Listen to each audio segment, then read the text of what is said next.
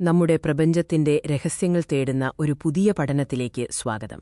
ഇന്ന് നമ്മൾ ultra feint dwarf ഗാലക്സികളെക്കുറിച്ചാണ് സംസാരിക്കുന്നത്.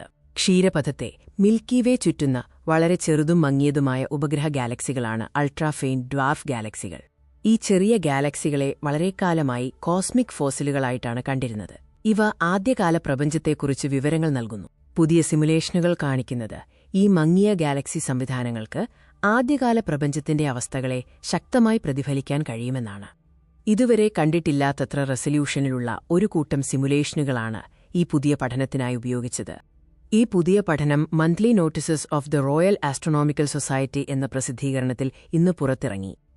എന്തുകൊണ്ടാണ് ചില ഗാലക്സികൾ വളർന്നതെന്നും മറ്റു ചിലത് വളരാത്തതെന്നും ഈ ഫെയിന്റ് സിസ്റ്റംസ് വഴി മനസ്സിലാക്കാൻ കഴിയുമെന്ന് പഠനം പറയുന്നു.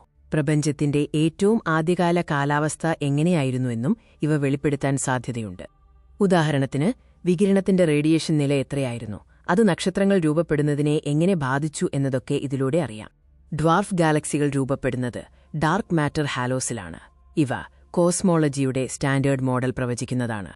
ഈ പഠനത്തിനായി പ്രപഞ്ചത്തിലെ ഏറ്റവും മങ്ങിയ ഗാലക്സികളിൽ ശ്രദ്ധ കേന്ദ്രീകരിച്ച് അഭൂതപൂർവമായ റെസല്യൂഷനോടുകൂടിയ ഒരു പുതിയ കോസ്മോളജിക്കൽ സിമുലേഷൻ സ്യൂട്ട് അവതരിപ്പിച്ചു. ഓസ്കാർ ക്ലൈൻറ്റ് സെന്ററിലെ OKC അസോസിയേറ്റ് പ്രൊഫസർ അസദെ ഫാറ്റാഹിയാണ് പുതിയ പഠനത്തിന് നേതൃത്വം നൽകിയത്. ഏറ്റവും ചെറിയ ഗാലക്സികളാണ് അൾട്രാ ഫെയിന്റ് ഡ്വാർഫ് ഗാലക്സികൾ. ഇവ ക്ഷീരപഥത്തേക്കാൾ 1 ദശലക്ഷം മടങ്ങുവരെ ചെറുതാണ്. ഇതിനെ മനസ്സിലാക്കാൻ ഒരു ലളിതമായ താരതമ്യം ഉപയോഗിക്കാം. വിളകളും അവയുടെ വളർച്ചയിൽ കാലാവസ്ഥയ്ക്കുള്ള സംവേദനക്ഷമതയും. വേനൽക്കാലത്ത് ഒരു വിളയുടെ വിളവ് വസന്തകാലത്തെ കാലാവസ്ഥയെക്കുറിച്ച് പറയാൻ കഴിയുന്നതുപോലെ ഈ മങ്ങിയ ഡ്വാർഫ് ഗാലക്സികളുടെ സവിശേഷതകൾ ആദ്യകാല പ്രപഞ്ചത്തെക്കുറിച്ച് നമ്മോട് പറയുന്നു. ഈ സിമുലേഷനുകൾ സൂചിപ്പിക്കുന്നത് ഈ പ്രാദേശിക വസ്തുക്കൾക്ക് പ്രപഞ്ചത്തിന്റെ ഏറ്റവും ആദ്യകാല കാലാവസ്ഥയുടെ ഒരു സൂചനയായി പ്രവർത്തിക്കാൻ കഴിയുമെന്നാണ്. 500 ദശലക്ഷം വർഷത്തിൽ താഴെ മാത്രം പ്രായമുള്ള ആദ്യകാല പ്രപഞ്ചത്തെക്കുറിച്ചുള്ള 2 വ്യത്യസ്ത അനുമാനങ്ങളാണ് പഠനത്തിൽ പരിശോധിച്ചത്. ക്ഷീരപഥം പോലെയുള്ള വലിയ ഗാലക്സികളെ ഈ മാറ്റങ്ങൾ കാര്യമായി ബാധിക്കുന്നില്ല.